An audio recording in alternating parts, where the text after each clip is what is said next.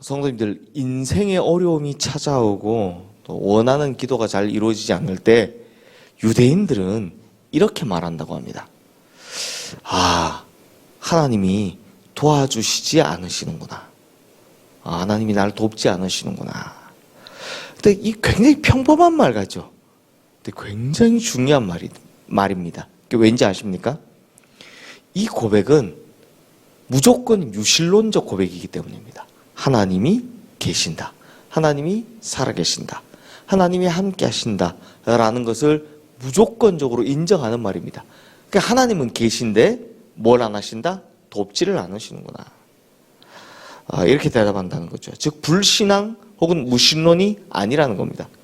하지만 대부분의 사람들은 정말 어려운 상황이 닥치다가 한계에 이르면 뭐라고 이야기합니까? 하나님 대체 어디 계십니까? 라고 묻습니다. 즉 하나님의 함께 하심이나 하나님의 살아계심을 의심하기 시작하는 거죠. 너무 힘드니까. 그러면서 점점 뭐가 생깁니까? 불신앙이 생기고 그것이 극심해지면 무신론으로 이제 가는 겁니다. 안 계시다 생각하는 겁니다. 그러니 성도님들, 하나님이 도와주시지 않는구나 하는 말하고 하나님 어디 계십니까? 하나님 계시지 않는 것 같습니다. 라는 말은 사실 비슷하게 들리지만 둘 다 힘들 때 참 고통 속에서 부르짖는 말처럼 비슷하게 들리지만 그 안에는 엄청난 차이가 있다라는 겁니다. 근데 요즘 많은 신앙인들은요, 자기가 힘들어지면 하나님 존재 자체를 부정하는 이런 무신론적인 발언들 혹은 불신앙의 발언들을 너무 쉽게 마구마구 쏟아내는 편입니다. 왜냐하니 제가 볼 때는 하나님이 안 보이니까요. 이 하나님이 안 보이는 이유 중에 하나는 하나님의 울타리가 너무 크기 때문입니다. 울타리가 너무 크면 울타리가 보입니까? 안 보입니까? 안 보이죠. 울타리가 작아야 보이죠. 내가 이 안에 있구나. 근데 울타리가 너무 크면 내가 지금 어디 있는지를 모르는 겁니다.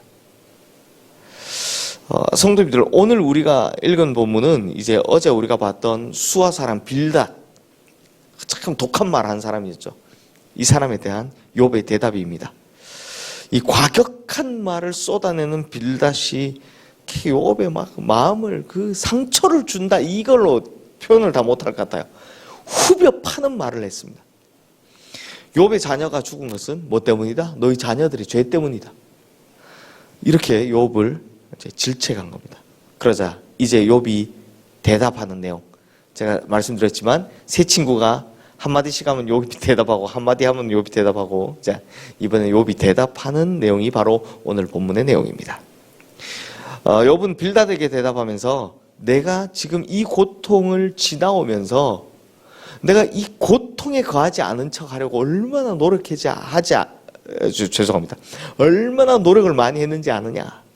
다시 설명하면, 내가 진짜 이 힘든 고통 속에 있는데 고통 속에 있지 않는 척 하려고 얼마나 노력한지 아느냐? 라고 괴로움을 토로하고 있습니다. 우리 27절 말씀에 보면 내가 말하기를 내 불평을 잊고 얼굴빛을 고쳐 즐거운 모양을 하자 할지라도, 즉 욥은 고통스럽지 않은 척 하려고 했고 또 고통을 잊기 위해 많은 노력을 한다라는 겁니다. 그런데 부질없는 짓이다라는 거죠.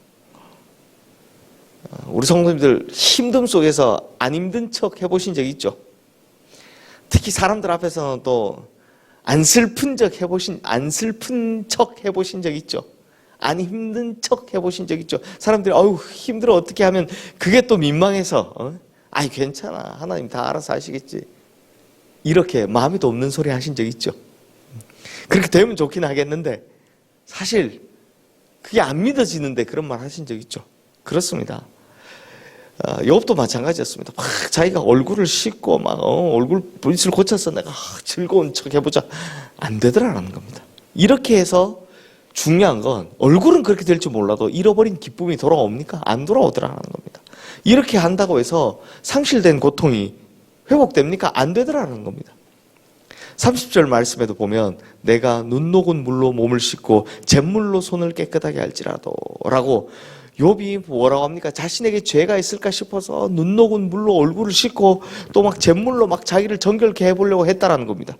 그런데 답은 뭐다? 소용이 없었다. 온갖 노력을 기울여도 소용이 없었다라는 겁니다. 그러면서 욥이 가장 중요한 말을 하는데요. 지금 느끼는 욥의 가장 큰 절망이 뭐냐? 거기에 대해서 이야기를 합니다. 뭔지 아십니까, 성도님들? 하나님과 자기 사이를 연결해 줄 중재자가 없다라고 생각한 겁니다. 중재자의 부재에 대해서 이야기를 합니다. 우리 32절부터 33절 말씀 함께 읽겠습니다. 하나님이 나처럼 사람이 아니신즉 내가 그에게 대답할 수 없으며 함께 들어가 재판을 할 수도 없고 우리 사이에 손을 얹을 판결자도 없구나. 자, 지금 욥이 뭐라고 이야기합니까? 하나님은 사람이 아니라 내가 뭘 대답해도 하나님이 안 들으시는 것 같다. 그러니 나하고 하나님 사이에 누가 하나 좀 있었으면 좋겠다, 이렇게 생각하는 겁니다. 그런데 욥은 지금 하나님에 대해서 크게 오해를 한 겁니다. 하나님과 자신 사이에 이런 판결자가 없으며 하나님과 자신 사이에 말을 이어줄 자가 없다라고 이야기하는 겁니다. 근데 성도님들, 지금 욥은 누구 손 안에 있습니까? 하나님 손 안에 있습니다. 욥의 이 모든 고통은 누가 허락했습니까? 하나님이. 그러면서 우리가 하나님 손 안에 있다라는 가장 큰 증거가 뭐였습니까? 하나님이 허락하시는 것만큼만 욥이 고통을 받는 거예요. 제 소유물을 뺏어가라 하면 소유물까지만, 건강은 해치되 생명은 해치지 마라 하면 거기까지만, 이렇게 되는 겁니다. 즉 지금 고통 가운데 비록 있지만 욥은 여전히 하나님의 손 안에 있는 겁니다. 그렇기 때문에 다른 중재자가 필요한 게 아니라 자기가 직접 하나님 앞에서 고통을 토로할 수 있습니다. 하지만 욥은 고통을 당하면 하나님이 침묵하시는 것처럼 느껴지기 때문에 뭐라고 생각한다고요? 하나님과 자신 사이를 연결해 줄 중재자, 판결자, 말을 이어줄 연결자가 필요하다고 자꾸 생각한다는 겁니다. 성도님들, 이건 욥의 잘못된 생각입니다. 아무리 우리가 큰 고통 안에 있을지라도, 아무리 하나님이 침묵한다 하실지라도 우리 인생은 여전히 하나님 손에 있습니다. 그러므로 우리가 고통당하고 있을 때 우리는 그냥 직접 하나님께 구하면 되는 겁니다. 하나님이 아무 대답도 하지 않는 것처럼 보이지만 하나님 듣고 계신다는 겁니다. 하나님께서는요, 어떤 일이라도 직접 가져나오길 원하셨습니다. 그래서 예수님께서 십자가에 달려 돌아가실 때 딱 돌아가시는 순간 우리에게 뭘 보여주셨습니까? 성소의 휘장이 위에서부터 아래로 찢어졌죠. 그 말은 위에서 누가 붙들고 위에서부터 찢은 겁니다.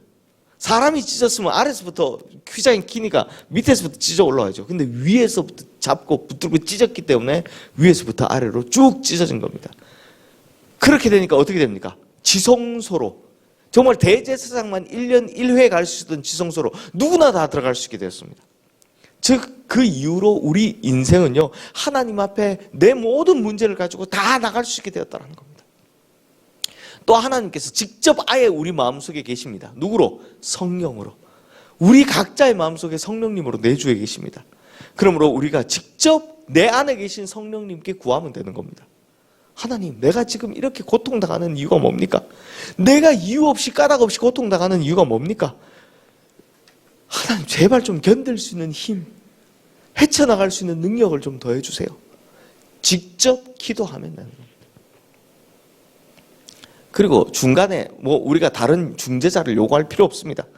그리스도께서 하나님과 우리 사이에 직접 중재자가 되어주셨기 때문입니다. 즉 중재자가 하나님 자신이다라는 겁니다. 아시겠습니까? 성령 하나님, 예수 그리스도 전부 다 하나님이시잖아요. 삼위일체. 하나님 자신 스스로 다 중재자가 되어주신 겁니다. 그러니 하나님이 직접 찾아오신 겁니다. 그러므로 성도님들, 우리가 반드시 기억해야 될 것은 기쁠 때나 슬플 때나 고통 가운데나 절망 가운데서도 우리는 누구 손 안에 있다? 하나님 손 안에 있다라는 겁니다. 언제든지 무조건 잊지 말아야 될 것, 우리는 하나님 손 안에 있다. 그러므로 어떤 일이 있어도 우리는 하나님의 은혜를 직접 구할 수 있고 하나님의 응답을 직접 구할 수 있고 우리가 직접 하나님께 아뢰일 수 있다는 겁니다. 자, 성도님들, 욥이 왜 고난당하는지 이제 좀 아시겠습니까? 욥의 주제가 왜 고난이 아니라 하나님이라고 했는지 이제 좀 아시겠습니까? 자, 보십시오. 욥은 믿음이 좋았지만 믿음을 잘 가지기가 힘든 형편이었습니다. 우리는 얼마나 좋습니까? 이렇게 성경도 있고 전문적으로 신앙에 대해서 가르쳐주는 목사도 있고. 근데 욥은 있습니까 없습니까? 성경이 뭐 한 글자 있겠습니까? 뭐 욥 주변에서 뭐 욥에게 신앙에 대해서 가르쳐줄 사람이 있겠습니까? 그냥 진짜 순수하고 뜨거운 마음으로 신앙생활을 해왔던 아주 순수한 사람이었습니다. 그런데 문제는 그 신앙이 이렇게 모르는 것도 많았고 잘못된 것도 있었다라는 겁니다. 그러니 지금 욥은 이 고통을 겪으면서 인생의 문제를 해결해 가고 있습니까? 아니면 하나님께 다가가고 있습니까? 자세히 보면 그래요. 욥기에 이제 답을 찾아가는 겁니다. 자세히 보면 고통 속의 욥이 아니라 하나님을 찾아가는 욥을 볼 수 있습니다. 욥은 하나님이 너무 멀리 있다고 생각했습니다. 그리고 하나님은 너무 두려운 존재로 많이 생각합니다.